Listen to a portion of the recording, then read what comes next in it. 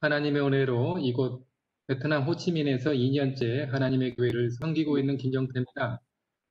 복이라는 단어는 세상 모든 사람들이 좋아하는 단어입니다.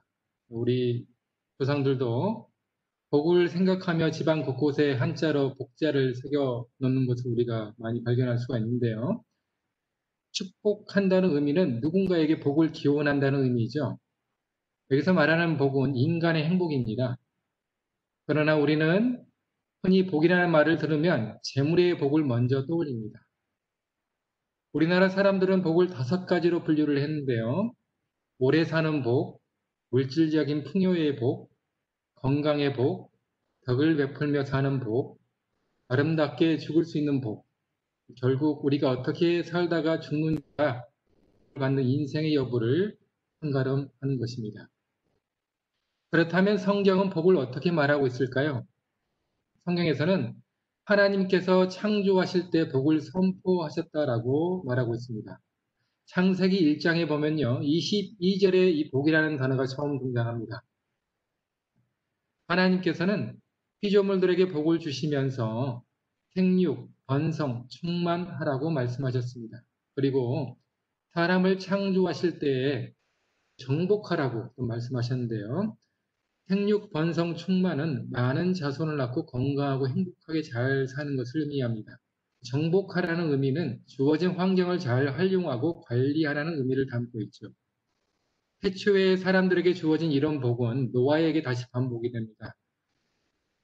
창세기 9장 1절에 보면 하나님이 노아와 그의 아들들에게 복을 주시며 그들에게 이르시되 생육하고 땅에 충만하라 라고 말씀하고 있습니다. 그리고 이 복은 다시 아브라함에게 전해집니다. 하나님께서는 아브라함에게 복을 선포하시면서 생육, 번성, 충만의 의미를 좀 더 구체화시키시는데요. 창세기 12장 2절부터 3절에 보면 이런 말씀이 나옵니다. 내가 너로 큰 민족을 이루고 내게 복을 주어 내 이름을 창대케 하리니 너는 복의 근원이 될지라. 3절에 보면요. 너를 축복하는 자에게는 복을 내리고 내가 너를 저주하는 자에게는 내가 저주하리니 땅의 모든 족속이 너를 인하여 복을 얻을 것이니라. 하나님께서 당신의 축복을 전할 사람으로 아브라함을 선택하셨습니다. 우리 하나님께서 아브라함에게 주실 수 있는 최고의 축복을 주셨다라고 저는 생각을 합니다. 내가 이웃을 저주하면 그 저주는 내게 오는 것입니다. 반면 내 이웃을 축복하면 그 축복은 내게 오는 것입니다. 따라서 아브라함은 어느 곳을 가든지 그 축복의 자신감을 가지고 하나님의 축복을 그곳에 선포했던 것입니다. 그래서 그는 하나님의 축복의 통로로서의 사명을 가진 사람으로서 살았습니다. 하나님께서는 우리를 통해 하나님의 축복을 선포하기를 원하십니다. 그렇다면 성경이 말하는 축복은 어떤 의미일까요? 아브라함이 받았던 축복의 의미를 보다 자세하게 설명하면서 갈라디아서 3장 7절부터 보면 이런 말씀이 있습니다. 그런즉 믿음으로 말미암는 자들은 아브라함의 자손인 줄 알지어다. 우리는 믿음으로 아브라함의 자손이 되는 것입니다. 8절에 보면요. 또 하나님이 이방을 믿음으로 말미암아 의로 정하실 것을 성경이 미리 알고 먼저 아브라함에게 복음을 전하되 모든 이방인이 너로 말미암아 복을 받으리라 하였느니라. 아브라함이 창세기 12장 2절부터 3절에 받았던 축복은 바로 복음이었습니다. 사도 바울은 가서 3장 8절에서 그것을 복음으로 해석하면서 모든 이방인이 아브라함으로 말미암아 복을 받을 것임을 말하고 있습니다. 9절에 보면요. 그러므로 믿음으로 말미암는 자는 믿음이 있는 아브라함과 함께 복을 받느니라. 따라서 우리는 아브라함이 받았던 그 모든 축복을 우리도 함께 믿음으로 받게 된 것입니다. 하나님께서 아브라함을 선택하신 분명한 이유를 말씀하셨습니다. 하나님께서 아브라함을 통해 하나님의 축복이 선포되기를 원하셨고 그 축복이 복음이라는 것을 사도 바울을 통해서 알려주셨습니다. 지금 이 순간에도 하나님께서는 아브라함을 통해 당신의 축복을 주시기를 원하셨습니다. 아브라함이 받았던 축복을 하나님을 믿는 모든 사람이 함께 누리기를 원하셨습니다.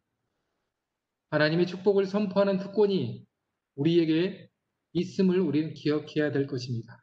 우리는 하나님의 복의 근원입니다. 그렇다면 하나님께서 아브라함을 통해 선포하시는 그 축복, 그 복음의 실체는 무엇일까요? 아브라함의 영적인 자손들인 우리를 통해 전해지길 원하는 그 축복, 그 복은 무엇일까요? 사도 바울은 그 복의 실체에 대해서 이렇게 더 설명하고 있습니다. 갈라디아서 3장 13절에 보면요. 그리스도께서 우리를 위하여 저주를 받은 바 되사 율법의 저주에서 우리를 속량하셨으니 기록된 바 나무에 달린 자마다 저주 아래 있는 자라 하였습니다. 14절에 보면요. 이는 그리스도 예수 안에서 아브라함의 복이 이방인에게 미치게 하고 또 우리로 하여금 믿음으로 말미암아 약속을 받게 하려 합니다. 아브라함을 통해 선포되었던 그 축복은 또한 우리를 통해 선포되어야 하는 그 축복의 실체, 바로 예수 그리스도였습니다. 22절에 보면요. 그러나 성경이 모든 것을 죄 아래 가두었으니 이는 예수 그리스도를 믿음으로 말미암는 약속을 믿는 자들에게 주려 함이라. 너희가 그리스도의 것이면 곧 아브라함의 자손이요 약속대로 유업을 이을. 우리를 통해 선포될 그 축복은 예수 그리스도입니다. 예수 그리스도의 약속을 믿게 하는 것입니다. 예수 그리스도의 약속은 무엇일까요? 요한복음 3장 16절에서 이렇게 말합니다. 하나님이 세상을 이처럼 사랑하사 독생자를 주셨으니 이는 그를 믿는 자마다 멸망하지 않고 영생을 얻게 하려 하심이라. 하나님의 축복의 통로입니다. 우리는 하나님의 생명의 통로입니다. 요한복음 14장 6절에 보면 예수께서 이르시되 내가 곧 길이요 진리요 생명이니 나로 말미암지 않고는 아버지께로 올 자가 없느니라. 우리를 통해 복의 실체인 영원한 생명의 약속 예수 그리스도가 전해지는 것이 바로 축복이요 복음인 것입니다. 아브라함이 이방 민족들에게 축복이었던 것처럼 우리는 예수 그리스도 이름으로 세상 사람들에게 우리가 간 곳마다 하나님의 축복이 되고 또 하나님의 축복이 선포되고 전해야 되는 사명을 우리가 가지고 있는 것입니다. 제가 한국에서 한 교회에서 목회를 할 때였습니다. 어느 일요일에 가족들과 함께 식사를 하기 위해 그 식당을 갔습니다. 그런데 그 식당 문이 닫혀 있었습니다. 식당 앞에 이렇게 적혀 있었습니다. 일요일은 쉽니다. 그리고 어느 날 그 식당 주인에게 다시 가서 그 식당 주인에게 물었습니다. 식사를 하면서 사장님 혹시 교회 다니시나요? 그 사장님께서 그럼요. 저희는 일요일 날을 성수합니다. 라고 말씀하셨습니다. 이렇게 이제 얘기를 주고받으면서 그분이 제가 목회자에서 학원에서 일을 하고 있는 원장이라는 것을 알게 되었습니다. 그 다음부터 그분께서 저희 가족들이 식사를 하러 갈 때마다 식사비를 받지 않거나 아니면 서비스로 많은 음식들을 더 가져다 준 것이었습니다. 제가 그 사장님께 이렇게 말씀을 드렸어요. 사장님, 제가 이렇게 너무 좋은 대접을 받아도 되나 모르겠네요. 그러자 그 사장님께서 이렇게 말씀하셨습니다. 아이고 목사님이 오셔서 저희 가게에 축복 기도를 해주시는데 제가 드리는 것은 아무것도 아닙니다. 저는 이 소리를 듣고 그 순간 마음이 뜨끔했습니다. 그동안 저는 제가 먹는 음식에만 축복 기도를 했을 뿐인데 이 가게를 위해서 축복을 해본 적이 없었습니다. 그래서 마음이 너무나 송구스럽고 그 다음부터 그 식당에 갈 때마다 제가 기도를 했어요. 하나님의 축복이 이곳에 임하여 주시옵소서. 그리고 저는 가는 곳마다 방문하는 곳마다 아브라함의 축복을 이 땅에 선포하여 주시옵소서라는 기도를 제가 합니다. 우리 그리스도인들은 어느 곳을 간다 할지라도 그곳에 하나님의 축복을 선포하는 백성들입니다. 그 축복 속에 우린 예수 그리스도의 생명을 전하는 사명을 가진 사람들입니다. 그래서 우리는 그 축복의 생명을 담아야 되는 것입니다. 시편 133편 3절에 보면 헐몬의 이슬이 시온의 산들에 내림과 같도다. 거기서 여호와 하셨나니 곧 영생이로다. 하나님께서 우리에게 주시고자 하는 그 근본적인 복은 바로 예수 그리스도이고 바로 생명인 것입니다. 즉 우리에게 주시는 축복은 예수 그리스도를 통해 주어지는 영원한 생명인 것입니다. 우리는 우리를 통해 하나님의 생명을 전해야 되는 사명을 가진 백성들입니다. 그러면 우리가 어떻게 해야 우리에게 주어지는 그 축복들을 더 배가시키고 더 많은 축복을 누릴 수 있을까요?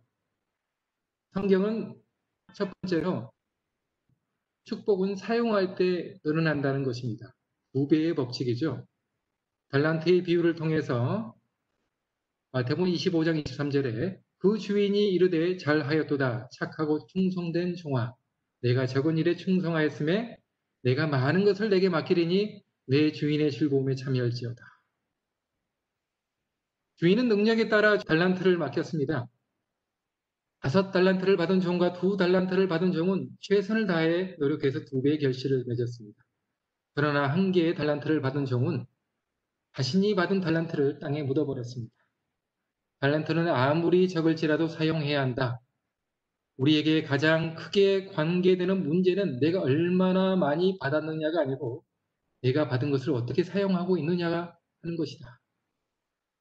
여러분들이 어떤 종류의 축복을 받은 것보다 더 중요한 것은 아무리 작은 축복이라도 그 축복을 하나님을 위해 사용하는 겁니다. 저는 이 비유에서 2개의 달란트를 받았던 종을 주목해 봅니다.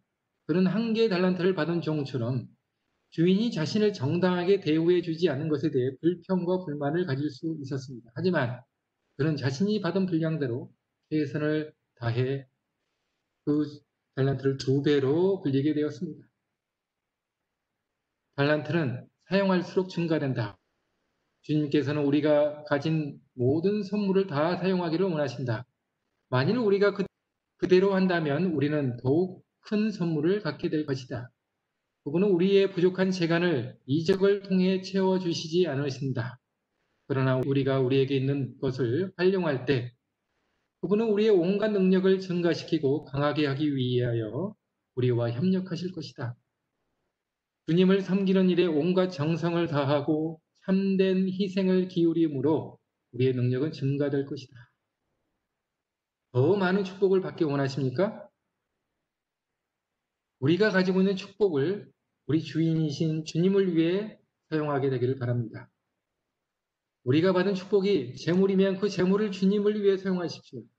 우리가 받은 축복이 재능이면 그 재능을 주님을 위해 사용하십시오. 우리가 받은 축복을 주님을 위해 사용할 때 우리 주님께서는 우리가 받은 축복을 2배로 증가시켜 주실 것입니다. 2번째로 축복은 나눠줄 때 늘어나는 것입니다. 믿는다는 사람들이 남들을 돕는 일이 있어서 애정을 더 기르고 다른 사람들에게 하나님의 축복을 나눠줄 때 하나님께서는 4배의 보상으로 축복해 주실 것입니다. 나눌 수 없는 축복은 축복이 아닙니다. 하나님의 축복은 반드시 다른 사람들과 공유할 때 하나님께서는 더 큰 축복으로 우리에게 임하실 것입니다. 우리는 다른 사람들에게 나누어 주기 위하여 하나님께 축복을 간구해야 한다. 받을 수 있는 자격은 나누어 줌으로써만 유지된다.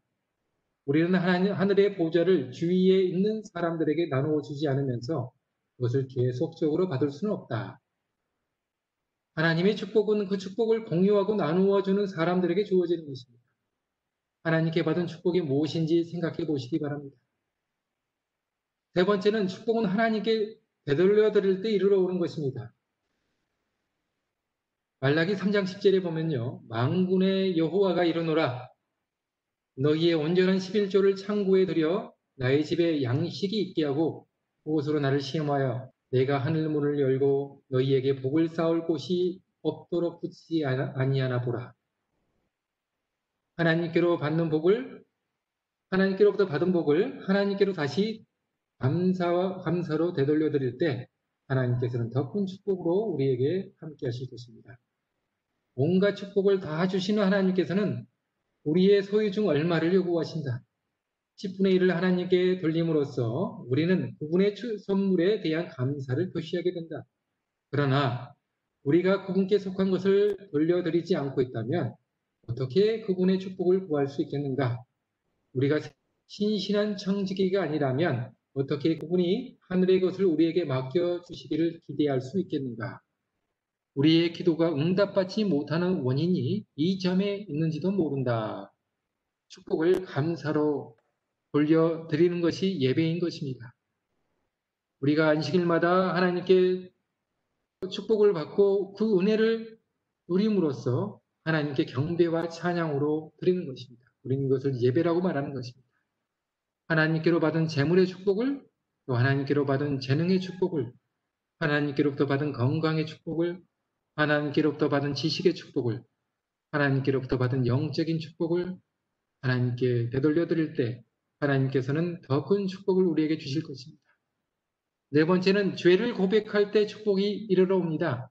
만일 우리가 다른 사람을 괴롭혔거나 상심시켰다면 잘못을 자백하고 화목을 구하는 것이 마땅한 일이다. 이것은 우리가 믿음으로 하나님께 나아가 축복을 구하기 전에 반드시 필요 불가결한 준비이다. 하나님의 축복을 받은 가장 기본적인 조건이 바로 우리의 죄를 하나님께 고백하는 것입니다. 하나님께 회개하고 자백할 때 우리는 겸손한 마음으로 하나님의 축복을 받아 감당할 수 있는 하나님의 종이 되는 것입니다. 우리는 주님의 축복을 받기 위한 열렬한 노력을 기울여야 하는 바 하나님께서 당신의 축복을 우리에게 베풀고 싶지 않으시기 때문이 아니라 우리가 축복을 받을 준비가 되어 있지 않기 때문이다. 우리의 하늘 아버지께서는 세상의 부모들이 저희 자식들에게 좋은 선물을 주고 싶어하는 그 이상으로 당신께 구하는 자들에게 성령을 주시려고 하신다. 그러나 하나님께서는 우리에게 당신의 축복을 허락하시는 약속에 대한 조건들을 성취시키는 것은 우리가 해야 할 일이며 그 조건들이란 죄에 대한 자복, 겸비, 회개 및 열렬한 기도이다 라고 말하고 있습니다. 그래서 하나님께서는 우리에게 무한한 축복을 주시고자 원하신다는 것입니다. 그래서 아브라함을 선택하시고 또 믿음의 조상들을 선택하시며 그들을 통해서 하나님의 축복의 통로로 삼으시고 그들에게 주시고자 하는 모든 축복을 그들에게 주셨습니다. 그리고 우리는 믿음으로 아브라함의 자손으로 우리를 부르시고 또 우리를 통해서 하나님의 무한한 축복을 주시고자 원하시는 것입니다. 사도 바울은 그 축복의 근원이 예수 그리스도이심을 밝히고 있습니다. 생명이신 예수 그리스도께서 우리를 통해 전해질 때 하나님께서는 우리에게 먼저 그 축복을 허락해 주실 것입니다. 미국 뉴욕시 교육위원회에서는 신앙인과 불신앙인의 후손들이 어떻게 다른지를 살펴보기 위해 조사를 했는데요. 위원회는 이 조사를 위해 두 사람의 표본 모델을 신청했는데 한 사람은 프린스턴 대학의 설립자여 모수 신학자인 조나단 에드워즈였고 다른 사람은 뉴욕에서 술집을 경영하며 부부가 된 무신론자 마커스 슐츠라는 사람이었습니다. 위원회에서 이 두 사람의 후손들을 5대에 이르도록 면밀하게 확인하고 그 개개인의 인적 사항을 컴퓨터에 입력하여 통계를 추출했는데요. 에드워즈는 사랑으로 자녀를 기르면서 가정을 최상의 학교라고 생각했던 사람이었고 무신론자였던 슐츠는 말 그대로 가정을 의식주의 기능으로만 생각했던 사람이었습니다. 우선 조나단의 5대에 걸친 후손들을 살펴보면 모두 896명이었는데요. 그 가운데 총장이 12명, 교수가 65명, 의사가 60명, 목회자가 100명, 군인이 75명, 교술가가 85명, 변호사, 판사, 법조인 등이 130명, 공무원 80명, 장로나 집사가 286명이었습니다. 이 밖에도 부통령이 1명이 나왔고 상원 의원도 4명이나 있었습니다.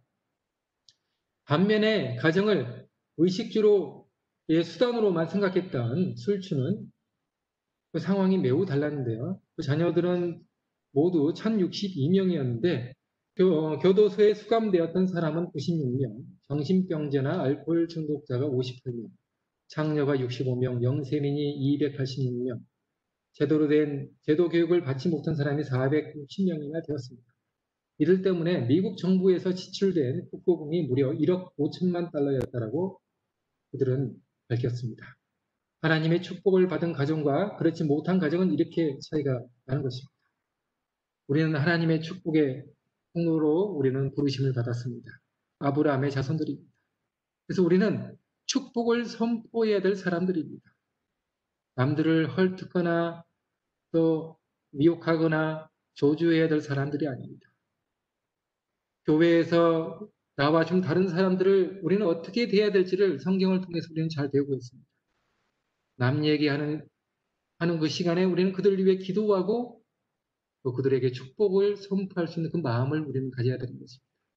목회자와 관계가 좋지 않을 때 우리는 먼저 그분들을 위해 기도를 했는지 먼저 우리에게 자문을 해봐야 될 것입니다. 나와 또 관계가 좋지 않은 성도들, 장로님들, 그들을 위해 기도하는 여러분들이 되기를 바랍니다. 여러분들은 그렇게 할 때 하나님의 축복의 통로가 되고 여러분의 삶을 통해 예수 그리스도의 생명의 복음이 전파될 것입니다. 제가 이곳 베트남에 처음 왔을 때 베트남은 굉장히 덥고 힘든 곳이었습니다. 말도 통하지 않고 처음에 무엇을 어떻게 해야 될지를 몰랐습니다. 그리고 이곳에서 모든 환경이 굉장히 좋지 않아서 제 자녀들을 또 교육시키기에도 적합하지 않은 곳이었습니다.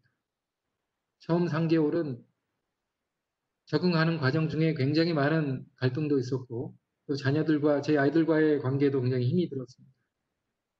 그래서 기도하면서 하나님께 불평을 했습니다. 하나님, 제가 이렇게 힘들려고 제가 이 성교에 왔습니까? 하나님께서 저를 이곳에 불평하고 기도를 했습니다. 그럴 때 하나님께서 또 다른 길을 열어주셨습니다. 제가 늘 광야에서 이스라엘 백성들이 불평하고 불만 가졌던 그 모습을 묵상하면서 내가 이곳에서 베트남이라는 이 광야에서 이스라엘 백성들처럼 앞을 보지 못하고 자꾸만 뒤를 보며 불평하고 있었구나 라는 생각을 하면서 해결을 하게 되었습니다. 그래서 제가 이곳에서 봉사를 하면서 저와 제 가정을 통해서 하나님의 생명의 복음이 하나님의 온전히 전해지도록 저희 가정을 준비시켜 주시고 축복의 통로로 삼아 주십시오라는 기도를 매일매일 기도를 그렇게 드리고 있습니다. 저와 잘 맞지 않은 교인들이나 또 잘 맞지 않은 시스템이나 또 어려움에 봉착 하나님께 기도하면서 그 모든 일들을 지금까지 이겨오면서 하나님의 복음을 지금까지 전해왔습니다. 사랑하는 성도 여러분, 축복은 감당할 수 있는 사람에게 주어지는 것입니다. 감당할 수 없는 사람에게 주어진 축복은 축복이 아닌 것입니다. 이를 위해 우리는 기도하며 겸비하며 하나님 앞에 자복하며 회개하면서 그 축복을 감당할 수 있는 사람이 되게 해달라고 우리는 강구. 우리 모든 믿음의 가족들이 그런 축복의 통로가 되기를 바라면서 오늘 말씀을 마치도록 하겠습니다. 감사합니다.